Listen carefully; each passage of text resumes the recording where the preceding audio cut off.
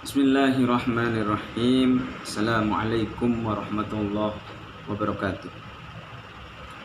Nahmaduhu wa nasta'inuhu wa nastaghfiruh wa na'udzu billahi min syururi anfusina wa min sayyiati a'malina. May yahdihillahu fala mudilla lahu wa may yudlil fala hadiya lahu. La haula wa la quwwata illa billahil aliyyil azim. Amma ba'du. Anak-anakku kelas 10 santri IBS Islamic Boarding School Darul Ulum 1 Kota Pekalongan, program Qiraatul Kutub yang insyaallah dimuliakan oleh Allah Subhanahu wa taala. Pertama-tama marilah kita panjatkan puji syukur kepada Allah Subhanahu wa taala yang memberikan rahmat dan hidayahnya sehingga Allah memberikan kenikmatan kepada kita sehingga kita dapat mengaji walaupun di dalam keadaan virtual atau tatap muka secara online. Tetapi tidak ada salahnya kalau kita mengaji dengan sungguh-sungguh, insya Allah berkah akan menghampiri kita semuanya. Kedua kalinya maka mari kita sholawat salam di bulan Maulid ini. Allah memberikan rahmat dan hidayahnya, Allah memberikan keagungan di bulan ini, karena di bulan ini Allah memberikan petunjuk kepada kita semua berupa utusan yang sangat luar biasa sekali, Nabiullah Muhammad sallallahu alaihi wasallam, Nabi yang insya Allah akan memberikan syafaatul uzma ila yaumil qiyamah. Amin Allahumma amin. Anak-anakku sekalian, kemarin sudah mengaji tentang bab maning taqadha wudu'uhu haramu alaihi, bab yang perkara-perkara yang haram dilakukan ketika wudunya itu rusak. Seperti yang pertama adalah dilarangnya seseorang itu sholat. Dilarangnya seorang itu kalau tidak mempunyai wudu, dilarang bagi seseorang itu juga tawaf. Dilarang kepada seseorang itu yang selanjutnya adalah tidak menyentuh mushaf. Wahamluhu, dan tidak diperbolehkan kita menyentuh daripada mushaf itu, atau menyentuh atau membawa secara gini ya. Ini misalkan Al-Qur'an, kalau kita tidak mempunyai wudu maka juga tidak diperbolehkan untuk menyentuh dari Al-Qur'an itu. Yang namanya mushaf itu adalah Al-Qur'anul Karim yang merupakan mukjizat dari Nabi Muhammad sallallahu alaihi wasallam. Kita lanjut ke bab selanjutnya. Ini menuju bab, tapi sebelum itu marilah kita hadirah dulu. Kita membaca Fatihah untuk sang muallif Syekh Salim bin Syekh Sumer Al-Hadrumi. Kita Fatihah hadal muallif hadal kitab bibarakatihil wasilah ila maghfiratina minal ilmi hasanah. Al-Fatihah. Bismillahirrahmanirrahim. Ya kana dua ya kana stain siratal mustaqim siratal ladzina an'amta 'alaihim ghairil maghdubi 'alaihim waladdallin. Amin. Qala al-mu'allif rahimahullahu ta'ala bihi wa bi ulumihi wa nafa'ana wa amidana bi asrarihi fid dharain. Amin. Bismillahirrahmanirrahim. Faslun utawi iki ikulah fasal nerangake asbabut tayamumi, utawi pira-pira sebabe tayamum. Iku salah satun ana telu. Bab tayamum. Faslun asbabu tayamumi salah satun faqdul ma'i wal maradi wal ihtiyaju ilaihi li'atsyi hayawan. Ya. Faslun tak baleni. Faslun asbabu utawi pira-pira sebab tayamum atau sebab-sebabnya tayamum salah satun iku ana telu, ada tiga.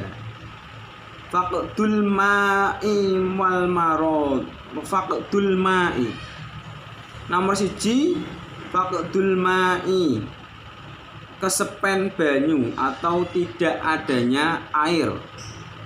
Atau jika ada air maka untuk keperluan yang lain. Wal maradu lan loro. Wal ihtiyaju lan hajat. Hajat butuh ya, atau al ihtiyaju lan butuh.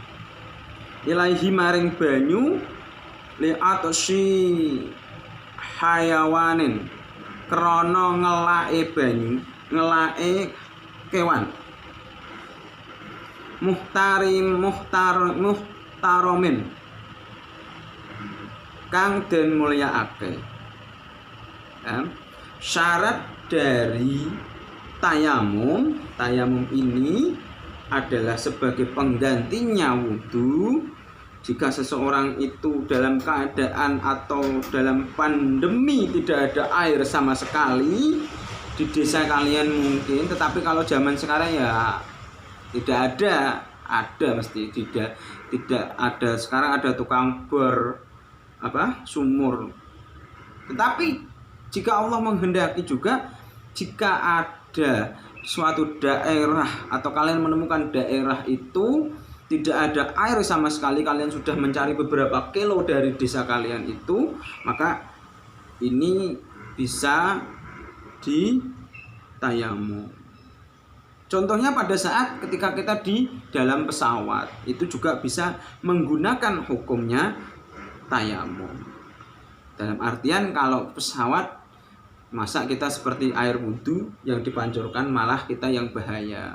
Bahayanya apa? Duar, pesawatnya yang meledak. Maka di dalam semua kaidah ulama mengatakan di dalam ketika melakukan perjalanan haji, ketika melakukan perjalanan kemana dan itu sempat waktunya sholat itu sudah mau habis dan dalam waktu kalian naik pesawat, di dalam pesawat kalian sudah belum sholat, tetapi dalam keadaan itu kalian ingin sholat, maka cukup dengan tayamum. Dan tayamum ini diberlakukan kepada 3 syarat. Salah satu faqdul ma'i, tidak adanya air. Wal marodi, dan orang yang sakit. Misalkan kebakaran tangannya ya. Misalkan tangan ini melepuh, tidak bisa untuk kalau dikasih air malah tambah membahayakan, itu bisa dengan tayamum. Kita dengan tayamum menggunakan lebu. Tetapi lebunya harus apa dulu, nanti kita akan membahas di bab fasal selanjutnya. Wal ihtiyaju ilaihi li'atsi hayawan. Ya.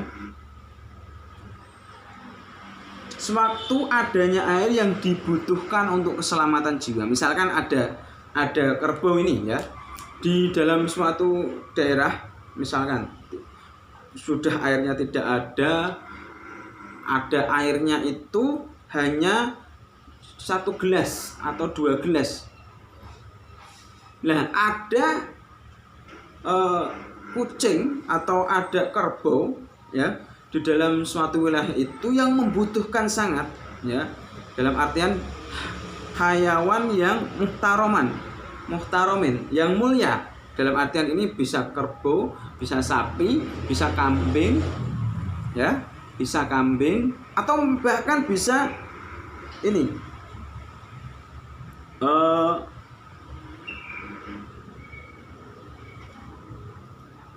bahkan bisa ada hewan anjing sekalipun ya.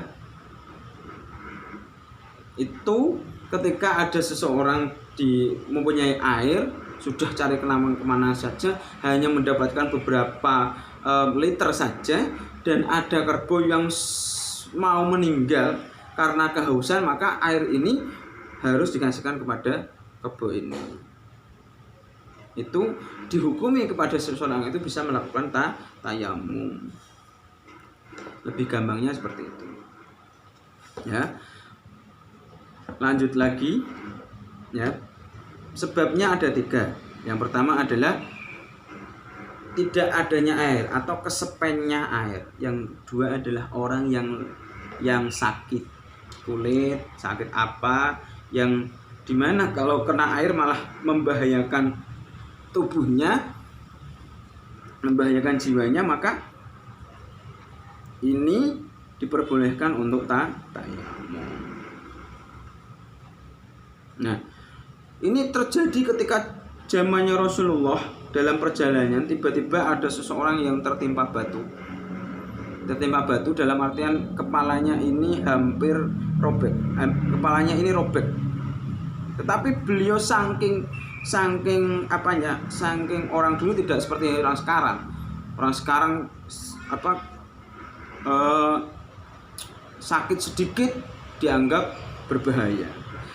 Ini terjadi pada zamannya Rasulullah. Ketika sahabat dari Jabir radhiyallahu anha berkata kepada Rasulullah, kami dalam perjalanan di dalam gurun yang sangat panas dan tidak ada air sedikit pun. Tiba-tiba ada sahabat kami yang tertimpa pecahan dari genteng yang mengakibatkan kepalanya ini hampir robek separuh dari kepalanya ini, retak, ya. Tetapi orang ini berusaha untuk sholat. Tanya kepada Jabir, apakah aku membolehkan bertayamum? Ya, ada air, ya. Kata Jabir dalam perjalanannya ketika beliau di suatu tempat, ya, ada temannya yang berjalan, tiba-tiba ada pohon ataupun pecahan dari genteng itu menimpa kepalanya sehingga kepalanya itu bercucuran darah. Ketika dibersihkan kepalanya ini retak, hampir retak, banyak sekali darah, sampai diobati, tetapi setelah diperban dengan kain, ketika waktu mau sholat, orang ini menghendaki sholat. Tanya kepada seorang sahabat, orang yang kepalanya tadi pecah ini, tanya kepada sahabatnya, wahai kawanku, apakah aku bisa bertayamum? Nah, jawaban dari teman-temannya ini sangat menyedihkan sekali, karena teman-temannya tidak mengetahui hukum fikih. Karena sebabnya apa? Sebabnya hanya karena di situ banyak air. Tetapi pada saat orang ini yang sakit tadi tidur, ya, sebelum waktu sholat itu orang ini tidur dan bermimpi basah, ya. Ketika bangun mendengar adzan, Allahu Akbar, Allahu Akbar. Nah, ketika mendengar adzan, orang ini bergegas untuk sholat. Tetapi dalam keadaan itu ada kepalanya tadi yang terluka tadi. Dia bertanya kepada sahabatnya delalah tidak tahu hukum-hukum tentang tayamum. Maka ketika orang ini bertanya kepada temannya, wahai sahabatku, apakah aku diperbolehkan untuk tayamum? Jawaban dari sahabat mereka, tidak boleh, ini ada air banyak sekali kok kamu mau tayamum. Maka, kalau begitu saya harus mandi dulu, ya. Bayangkan ketika seseorang ini kepalanya sebelah hampir pecah karena retak, dikasih air, ya. Ini hukumnya bagaimana? Malah terjadilah kesengajaan yang tidak tersengaja, yaitu orang ini yang sudah ingin bertayamum tadi hanya karena dasar dari seorang teman yang tidak mengetahui hukum bertayamum, menghendaki orang ini harus mandi junub terlebih dahulu sehingga lukanya ini basah dan mengakibatkan orang ini meninggal dunia. Maka dalam belajar agama tidak hanya harus tuntas, jangan separuh-separuh. Ya, seperti yang kejadian ini tadi. Kepalanya terluka parah, dia tertidur dan ketika bangun tidur dia mimpi basah. Tanya temannya tidak memberikan alasan, ada air banyak sekali kok kamu mau tayamum. Kalau tayamum itu tidak harus tidak adanya air. Maka jawaban ini menyesatkan dan jawaban ini tidak pas untuk orang yang sakit. Maka ketika Jabir radhiyallahu anhu itu datang menuju Rasulullah, ya Rasulullah, ada kejadian seperti ini, apakah bagaimana ya Rasulullah? Maka Rasulullah menjawab, tayamum saja. Engkau telah berdosa jika engkau membiarkan orang itu bermandi besar terlebih dahulu. Kalau kalian bermandi besar, jika tidak ada air, ataupun kalian mau sholat, jika kalian mempunyai hadas besar seperti junub, maka jika kalian mempunyai luka-luka di seluruh tubuh kalian, Rasulullah menghendaki bertayamum sudah cukup. Kamu cukup membasuh. Nanti ada rukun-rukun ada syarat-syarat dari tayamum. Nah, yang terakhir adalah ilai wa ihtiyaju ilaihi li atsyi hayawan, yang tadi saya terangkan. Ada air yang dibutuhkan untuk hewan yang mulia. Mulia itu dalam arti yang saya sebutkan tadi, ada kerbau, ada kambing, ada yang lain-lain. Itu maka air itu diberikan kepada intinya jika ada air sedikit dan di masa tidak ada air sedikit, ada hewan yang membutuhkan, maka ini diwajibkan untuk memberikan kepada hewan tadi. Bukan memikirkan kalian, tetapi memikirkan hewan tadi. Maka itu yang dianjurkan di dalam hukumnya Rasulullah SAW. Ghairu muhtaramin utawi ghairul muhtaramin utawi liyane sing ora dimulyakake. Utawi liyane sing ora dimulyakake iku sitatun ana 6. Ya, diperbolehkan tayamum kepada jika ada yang tidak membutuhkan ini, ya, kepada orang atau kepada kriteria-kriteria di samping ini, ya. 6 kriteria yang diberikan kepada orang yang tidak mulia. Maksudnya tarikus sholati, siji ninggal sholat.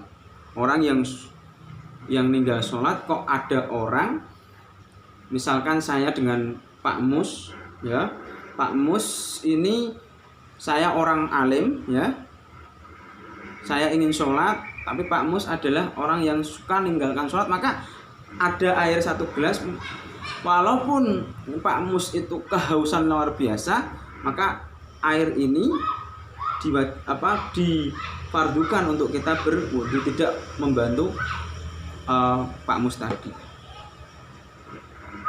ya. Wazanil muhsani, lan wong kang zina sing wis keluarga. Yang zina muhsan itu zina yang dilakukan oleh kedua belah pihak, laki-laki dan perempuan. Perempuan laki-laki ini sudah berkeluarga dan yang perempuan ini sudah berkeluarga. Ini yang namanya zina muhsan. Maka tidak diperuntukkan juga ada kamu punya air itu hanya untuk berwudu kamu, tiba-tiba ada orang yang suka berzina, minta air sama kamu tidak boleh memberikannya juga. Dipentingkan untuk kamu, untuk air itu untuk berwudu. Seperti itu, ya.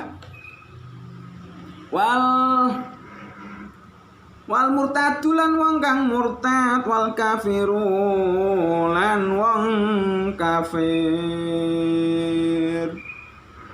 Al harbiyu iku sing dadi musuh, wal kalbulan asu, wal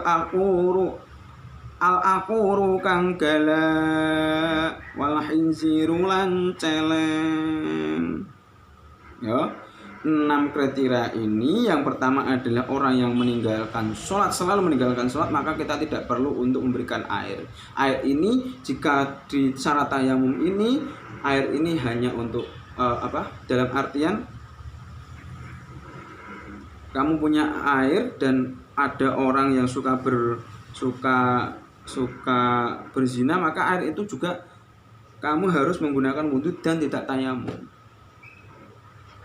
Ada lagi orang yang berzina lagi, zinanya sudah level 13 misalkan, sudah 90 bojone wong disikat, maka kamu tidak juga harus memberikan air itu. Air itu untuk berwudu ya berwudu, jangan terus dihukumi kamu harus tayamum, air itu kasihkan dia, tidak. Yang ketiga adalah murtad.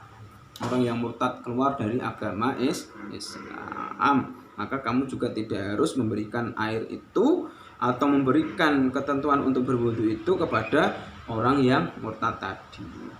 Wal kafirul harbi, dan kafirnya orang yang memusuhi kita. Jika kafirnya tidak memusuhi ya kamu harus mementingkan orang kafir itu. Tetapi kalau kafirnya itu memusuhi kamu ya acuhkan saja, mati yo ben ya. Wal kalbu, dan anjing. Al akuru, yang galak. Umpama kowe kok duwe ana asu sing galak penggane kok nang omahmu gangguin kowe terus, bar terus musim kemarau panjang kamu hanya mempunyai persediaan untuk berwudu, maka air itu juga tidak diperbolehkan kamu mengurusi anjing itu. Tapi kamu harus mengutamakan wudunya dulu. Wal khinziru, lan celeng. Celeng itu apa? Babi. Walaupun ada babi sekalipun, jika kamu mempunyai air di dalam rumah dalam keadaan kemarau, kamu jangan terus menghukumi kamu harus tayamum. Kecuali kamu tadi di dalam pesawatnya itu tidak diperkenakan untuk membawaan air, karena air itu bisa menyebabkan kecelakaan yang sangat luar biasa di dalam perjalanan pesawat itu, maka kamu diperbolehkan untuk tayamum. Dan orang yang sakit, serta jika tidak ada air sekalipun, tidak ada air, langkanya sama sekali, maka kamu diperbolehkan untuk tayamum. Itu adalah bagian-bagian syarat dari sebab-sebabnya tayamum, dimana kalau tayamum kalau zaman sekarang itu langka sekali, karena sekarang banyak alat-alat yang bisa menghasilkan air, ya. Bisa ada alat yang canggih-canggih sekarang. Maka ini dihukumkan, paling pengalaman saya itu pas ketika naik pesawat itu paling ya boleh saja. Kalau misalkan Allah memberikan, ya kalau misalkan nanti ada cobaan Allah berupa tidak adanya air, ya maka bisa dihukumi kita bisa tayamum. Tayamum itu dengan apa? Dengan debu-debu yang tidak tercampur apapun. Ya, itu yang bisa saya sampaikan pada pengajian kali ini.